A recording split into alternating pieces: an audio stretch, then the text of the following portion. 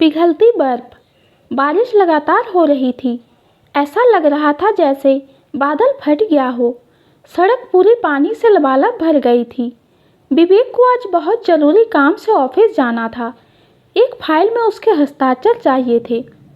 वैसे देर से भी ज़्यादा तो कोई हर्ज नहीं था। उसने बारिश थमने का थोड़ा इंतज़ार किया, लेकिन बारिश कम होने का नाम नहीं ले रही थी। ऑफिस घर से ज़्यादा दूर नहीं था। आखिरकार उसने फैसला किया कि अब घर में बैठने से काम नहीं चलेगा, अब निकलना ही होगा। सड़कें सुनसान थी। इक्का दुक्का ही गाड़ियाँ चल रही थी। अंधेरा भी बढ़ता जा रहा था। गड्ढों में पानी भरने की वजह से गड्ढे दिखाई नहीं दे रहे थे, इसीलिए विवेक को गाड़ी धीरे धीरे ही चलाना पड़ रहा था। अचानक उसने देखा बस स्टैंड पर अकेली सामान सहित एक महिला खड़ी थी। वो इक्का दुक्का चलने वाले ऑटो को हाथ दे रही थी, लेकिन कोई रुकने को तैयार नहीं था। सबको इस बारिश में घर पहुंचने की जल्दी लगी थी। शहर में येलो अलर्ट था। शायद कहीं बाहर से आई होगी बेचारी, विवेक ने सोचा। समाज कल्याण का कीड़ा विवेक को बचपन से था। इसी समाज कल्याण ने उससे उसकी ज़िंदगी भी छीन ली थी। उसने कार धीमी की और छाता लेकर कार से उतरा। जैसे वो उस महिला के पास पहुंचा, खुशी और आश्चर्य मिश्रित चीख निकल गई, मेघा। मेघा ने हैरत की नज़र से उस अजनबी की ओर देखा। चेहरा जाना पहचाना लगा, लेकिन कौन? दिमाग पर बल डालती अपने कपड़ों को और अच्छे से लपेटने लगी। तभी फिर आवाज़ गूंजी, मेघा बारिश बहुत हो रही है, आओ मेरे साथ, मैं तुमको जहाँ जाना होगा छोड़ दूँगा, उस व्यक्ति ने कहा। एक पल विवेक का चेहरा उसकी नज़रों के सामने आ गया। क्या ये विवेक है? वही आवाज़। लेकिन विवेक तो कितना स्मार्ट था, अपने लुक को लेकर खासा अलर्ट रहता। क्या 50 की उम्र में वो इतना बुजुर्ग दिखने लगेगा? पेट बाहर को निकल आया। तभी फिर से आवाज़ आई, जल्दी बैठो पागल औरत। पहले भी किसी की नहीं सुनती थी, आज भी। आसमान की ओर देखता विवेक पानी के कारण गीला हुआ जा रहा था। मेघा चुपचाप कार में बैठ गई। विवेक ने उसका सामान डिक्की में डाल दिया। कुछ देर दोनों शांत रहे। आखिर मेघा ने पूछा, तुम विवेक हो ना? अब तुम्हें पहचानने में इतना समय लग रहा? अब मैं तुम्हारी यादों में भी नहीं हूँ। विवेक ने ताना मारा। याद उन्हें किया जाता है जिससे आपका कोई संबंध हो, जो किसी और का हो उसे क्या याद करें? मेघा ने तपाक से उत्तर दिया। इससे पहले विवेक कुछ कहता, मेघा ने संकोच से कहा, मुझे गेस्ट हाउस छोड़ देना। विवेक ने धीरे से कहा, कौन सा गेस्ट हाउस? वहीं जो विधायक हाउस के सामने है। विवेक ने कहा, ओके, अगर तुम बुरा ना मानो तो मैं 2 मिनट अपने ऑफिस होकर आता हूँ, एक फाइल साइन करनी है। मेघा ने हामी में सर हिलाया। विवेक ने पूछा, तुम्हारे पति नहीं आए? क्यों, मीटिंग में उनका क्या काम? मेघा की आवाज़ में गुस्सा था। शायद वो इस सवाल से खुश नहीं थी। विवेक ने कहा, अरे यहाँ शहर घूम लेते और माहौल को बोझिल होने से पहले एफएम ऑन कर दिया। आरजे ने ये कहते हुए गाना प्ले किया। ये उन प्रेमियों के लिए है जो लंबे अंतराल के बिछड़े अचानक एक मोड़ पर आ मिले हों। तेरी उम्मीद तेरा इंतज़ार करते हैं, ऐ सनम, हम तो सिर्फ तुमसे प्यार करते हैं। ख्वाब आँखों में अब नहीं आते, अब तो पलकों में तुम समाये हो। मेघा के चेहरे पर अजीब सी मुस्कान फैल गई। तब तक विवेक का ऑफिस आ गया था। विवेक ने कार रोक दी और तेज कदमों से ऑफिस की ओर चल पड़ा। मेघा अतीत में खो गई। कॉलेज का अंतिम साल, पूरे 2 साल दोनों अजनबी रहे, लेकिन फेयरवेल पार्टी की तैयारी में दोनों ने साथ खूब रिहर्स किया था। इस दरमियान दोनों के बीच काफ़ी नज़दीकियाँ बढ़ गई थी। उनके शानदार परफॉर्मेंस की वजह से मिस और मिस्टर फेयरवेल मिला था। सभी की नज़रों में यह परफेक्ट मैच था। दोनों ने नंबर एक्सचेंज किया और आगे भविष्य की तैयारी में जुट गए। विवेक के पिता का कारोबार था। उनके कहने पर विवेक को उनके साथ ऑफिस ज्वाइन करना पड़ा और मेघा ने कंपटीशन की तैयारी जारी की। मेघा मिडिल क्लास परिवार से थी। एक भाई जिनकी शादी हो चुकी थी, पिता और वो, 4 जने का परिवार था। जब भी फुर्सत मिलती विवेक उनसे मिलने आ जाता। दिन महीने साल बीत रहे थे। प्यार के 2 पंछी उन्मुक्त गगन में पंख लगाकर उड़ रहे थे। इसी बीच उनका बैंक में क्लर्क में सिलेक्शन हो गया। वो दिन वो कैसे भूल सकती है जब उसने विवेक को बताया उसका सिलेक्शन बैंक में हो गया है। और विवेक ने बड़े दम से कहा, सिंघानिया की बहू क्लर्क की नौकरी करेगी। मेघा का मुंह उतर गया। क्यों, क्या खराबी है? अरे मेरी जान, आज मैं मम्मी डैडी से तुम्हें मिलाने जा रहा हूँ। बहुत हो गया छुप छुप कर मिलना। वैसे भी अब मेरे ऊपर शादी का दबाव बढ़ रहा है। कहीं मम्मी कोई लड़की ना थोप दे। इससे अच्छा है कि वो अपनी होने वाली बहू से मिल ले। विवेक ने उसके माथे को चूमते हुए कहा था। उस समय वो उसकी बाहों में खुद को दुनिया की सबसे खुशनसीब लड़की समझ रही थी। वो अतीत की यादों से उभरी क्योंकि विवेक ऑफिस से आ गया और सॉरी कहता कार की ड्राइविंग सीट पर बैठ गया। यादों के उस खूबसूरत लम्हों जो विवेक के आने पर बिखर गए, मेघा के होठों की मुस्कान पल भर में ले गए। मेघा ने पूछा, किस बात की सॉरी? अरे मुझे लगा शायद मुझे देर ना हो गई हो और तुम बैठी बैठी बोर ना हो गई हो। विवेक ने डरते हुए कहा। तुम्हें मेरी कब से परवाह होने लगी? शुष्क सवाल था मेघा का। गेस्ट हाउस आ गया, विवेक ने कहा और कार पार्किंग में लगाकर उसका सामान निकालने लगा। तब तक गेस्ट हाउस का वॉचमैन आकर सामान अंदर ले जाने में मदद करने लगा है। विवेक ने कहा, अब चलता हूँ, तुम्हें भी फ्रेश होना होगा। मेरे लिए इसके पास समय ही कहाँ रहा, मेघा ने मन ही मन सोचा। कम से कम इस बरसात में एक कप चाय ही पी लेता। तभी विवेक को छींक आने लगी। एक के बाद कई छींक एक साथ। मेघा घबरा गई। उसने कहा, कमरे में चलो, तुम ज़्यादा भीग गए हो। मेरे कारण लगता है सर्दी लग गई है। जूते खोल दो, मोजे गीले होंगे, सर्दी और लग जाएगी। विवेक बिना कहे चौकीदार और मेघा के साथ उसके पीछे हो लिया। चौकीदार ने दरवाज़ा खोला और सामान रखकर चला गया। तभी मेज से एक लड़का वहाँ आया और उसने पूछा, चाय पकौड़े लाऊं? मैडम, रात का खाना 8 बजे तक बन जाएगा। मेघा ने हाँ में सर हिलाया और बोली, चाय में अदरक ज़्यादा डालना। विवेक को अदरक वाली चाय बेहद पसंद थी। चाय के स्टॉल पर बैठ विवेक कॉलेज के दिनों अदरक वाली चाय ही पिया करता था। वो उससे आते जाते देखा करती थी। लड़के ने हामी भरी और चला गया। विवेक ने जूते मोजे खोल दिए, वहाँ कुर्सी पर बैठ गया। उसके कपड़े गीले थे। मेघा ने कहा, शर्मा रहे हो क्या? टॉवल लपेट कर कपड़े सुखा लो, तब तक मैं फ्रेश होकर आती हूँ। मेघा अपने कपड़े लेकर फ्रेश होने चली गई। विवेक ने कपड़े चेंज कर उसे पंखे में सूखने के लिए डाल दिया।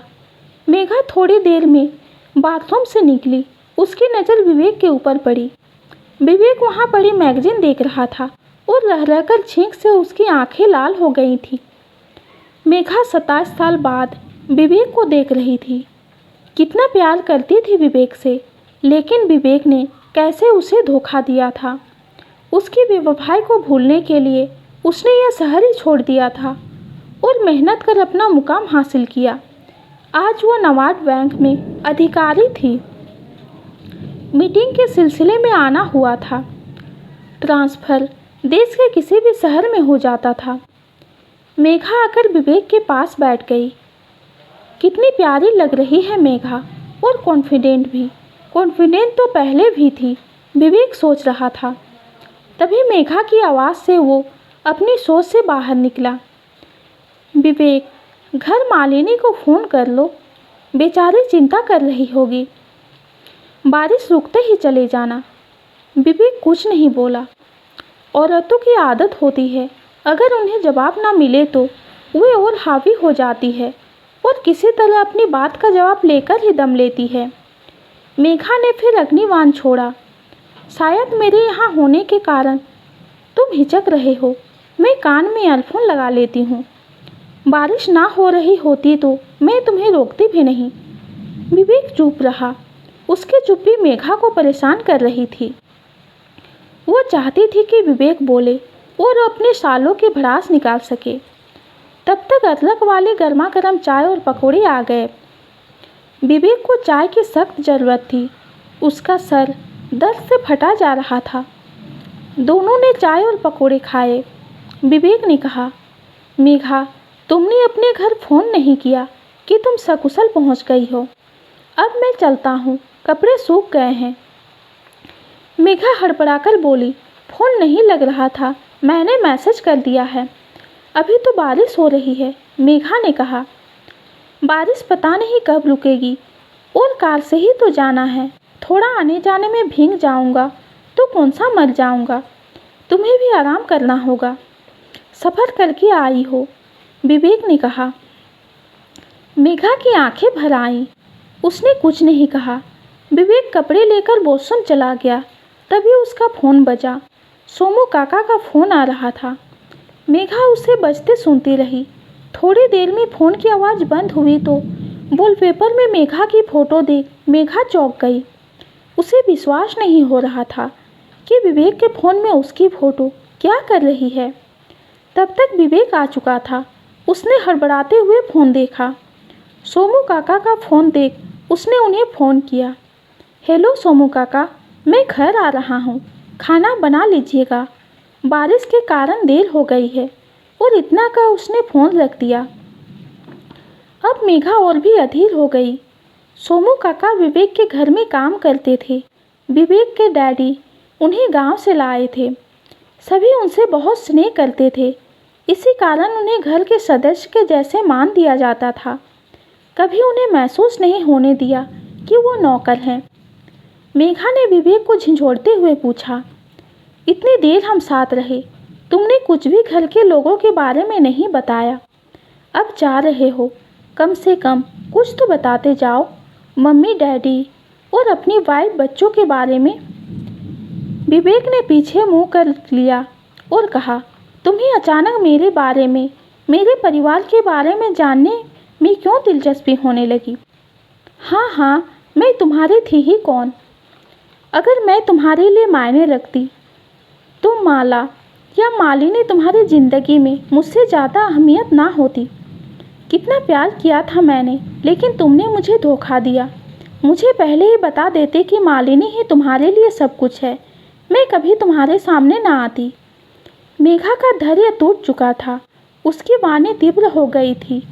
वो तो गनमित थी कि बारिश की तेज आवाज़ ने उसकी आवाज़ को खुद में समेट लिया था। वो बड़बड़ाती रही, भला बुरा कहती जा रही थी। विवेक मुड़ा और गुस्से में बिफर पड़ा। उसका कंधा झकझोरते हुए उसने कहा, क्या जानना चाहती हो तुम? जब जानना था तो कभी खैर खबर भी नहीं ली। इतने सालों बाद अपने सुखी संसार में मुझे बेवफा को कहाँ ले आई? मेघा एकदम से विवेक को गुस्सा देख सहम गई। विवेक ने कहा, मालिनी, क्या जानती हो मालिनी के बारे में?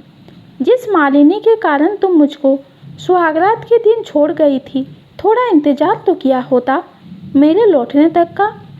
तुमको पता था हमारा क्या रिश्ता था? हम दोनों का भाई बहन का रिश्ता था। मेघा चौंक कर धम से बिस्तर पर बैठ गई। उसे यकीन नहीं हो रहा था कि वो खुद अपने घरौंदे को उजाड़ने की जिम्मेदार थी। विवेक कह रहा था, मालिनी के पापा मम्मी हमारे फैमिली फ्रेंड थे। उनकी एक हादसे में मृत्यु हो गई थी। डैडी ही उनका कारोबार देख रहे थे। उन्हें लगता था मालिनी अपनी पढ़ाई पूरी कर लेगी तो वे कंपनी उसके हवाले कर देंगे। लेकिन एक दिन कॉलेज में उसे उल्टी हुई। मैं उसे डॉक्टर के पास ले गया तो डॉक्टर ने जांच कर बताया उसे ब्लड कैंसर है। ये बात मेरे भैया भाभी को नहीं पता थी, क्योंकि वो दोनों विदेश में सेटल हो गए थे और कभी कभी इंडिया आते थे। भाभी अपनी बहन के साथ मेरी शादी करवाना चाहती थी। इसके लिए उन्होंने कई बार मम्मी पर दबाव डाला, पर मम्मी और डैडी मेरी खुशी को ही अपनी खुशी समझते थे। उन्होंने फैसला पूरी तरह मेरे ऊपर छोड़ दिया था। इलाज के लिए डैडी ने बड़े बड़े डॉक्टरों से कंसल्ट किया, लेकिन सबने बताया कि अब वो कम दिनों की मेहमान है। उसका कैंसर लार्ज स्टेज में है। उसने जिद की कि वो मेरी और तुम्हारी शादी देखना चाहती है। और विडंबना तो देखो, उसकी तबीयत उसी दिन खराब हो गई। और सुहागरात के दिन अचानक डैडी को डॉक्टर का फ़ोन आया कि वो अब इस दुनिया में नहीं रही। मैं बदहवास भागा। मम्मी, डैडी और भैया भी मेरे साथ गए। हॉस्पिटल जाकर सारी फॉर्मेलिटी की। उसके रिश्तेदारों और उसकी अंतिम संस्कार की तैयारी सब मुझे ही देखनी थी। मेरी गलती इतनी थी कि मैं तुम्हें बता नहीं पाया। अंतिम संस्कार के बाद जब मैंने तुम्हें फ़ोन किया तो तुम्हारा फ़ोन बताने लगा। घर आया तो भाभी ने बताया कि तुम घर छोड़कर जा चुकी हो। अब पूरी बात मेघा की समझ में आ गई थी। क्यों भाभी ने विवेक और मालिनी के संबंध को लेकर उल्टी सीधी बातें बताई। वो तब तक मेरा ब्रेन वॉश करती रही जब तक मैं घर छोड़ने के लिए तैयार नहीं हो गई। विवेक कहता जा रहा था, 13 दिन तक मैं व्यस्त रहा। उसी दौरान डैडी की भी तबीयत खराब हो गई। डैडी को हार्ट अटैक आ गया और वो इस दुनिया को छोड़ चले गए। तुम्हारे घर फ़ोन किया, लेकिन तुम्हारे पापा ने मेरी बात सुने बिना ही तुमसे दूर रहने और दोबारा फ़ोन नहीं करने को कहा। उन्होंने मुझे धमकी दी कि हम तुम्हें महिला उत्पीड़न के केस में अंदर करा देंगे। हम पर गमों का पहाड़ टूट चुका था। कंपनी के शेयर भी नीचे जा रहे थे। मैंने भैया भाभी को रोककर बिजनेस में मेरी मदद करने को कहा। वो राजी नहीं हुए और चले गए। मैंने पूरी तरह खुद को बिजनेस को खड़ा करने में लगा दिया। मम्मी हमेशा कहती कि जा एक बार बहू से मिला, उसे अपनी बात समझा, उसे लेकर आ। आखिर जब सब ठीक हो गया तो मैं तुम्हारे घर गया। तुम्हारे पिता ने दरवाज़ा खोला और बताया कि तुम सेटल होकर दूसरे शहर में हो और तुम्हारी शादी हो गई है। मैंने उनसे एड्रेस मांगा तो उन्होंने देने से इनकार किया और सख्त हिदायत दी कि तुमसे दूर रहूं। मैं लौट आया। कुछ महीने बाद मम्मी भी चल बसी। भाभी ने बहुत दबाव डाला कि अभी उसकी बहन मेरा इंतज़ार कर रही, लेकिन मैंने किसी से शादी नहीं की। मेरा शादी जैसे संस्कार से नफरत हो गई। विवेक इतना कह चुप हो गया। मेघा के शरीर से जैसे किसी ने पूरा रक्त निचोड़ लिया हो। इतना बड़ा धोखा उसके पिता ने उसके साथ किया, आखिर क्यों? उन्होंने कभी बताया ही नहीं कि विवेक मुझे लेने आया था, अपनी बात मेरे सामने रखने आया था। उन्होंने तुम्हारे बारे में एक बार इतना ही बताया कि उसकी शादी हो गई है और मैं उसे भूल जाऊं। विवेक धीरे से बिस्तर पर बैठ गया। तुम्हारे पिता ने ये सब मेरी भाभी के कहने पर किया था। उन्होंने उन्हें पैसे दिए थे। मेघा ने विवेक की ओर सवालिया अंदाज में देखा। इस बार जब भाभी आई थी तो वो फ़ोन पर अपनी बहन से बात कर रही थी। मेरी कार की चाबी उनके कमरे में रह गई थी। मैं उसे लेने गया तो उनके खिलखिलाने की आवाज़ सुन ठिठक गया। वो अपनी बहन से कह रही थी, माया जानती हो, वो तेरा नहीं हुआ तो मैंने उसे किसी का होने नहीं दिया। वो मिडिल क्लास मेरी देवरानी जो लेकर आया था, मैंने उसे बूढ़े बाप के मुंह पर चंद नोटों की गड्डी मारी और वही कहलाया जो मैं चाहती थी। मैं उल्टे पांव वापस लौट आया। सच अब मेरे सामने था, लेकिन तुम नहीं थी जिसे मैं ये बता पाता। मैंने संतोष कर लिया कि तुम्हारा हमारा मिलन इस जन्म में नहीं है। मेघा अब अपने आप को रोक नहीं सकी। वो विवेक की चौड़ी छाती में जाकर समा गई। मैं तुम्हारी हूँ विवेक, मैंने शादी नहीं की। आज कुदरत ने हमें मिलाया है।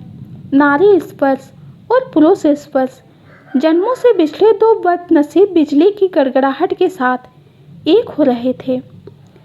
ये कहानी आपको कैसी लगी कमेंट में ज़रूर बताइए। कहानी पसंद आती है तो चैनल को लाइक और सब्सक्राइब कीजिए। कहानी सुनने के लिए आपका बहुत बहुत धन्यवाद।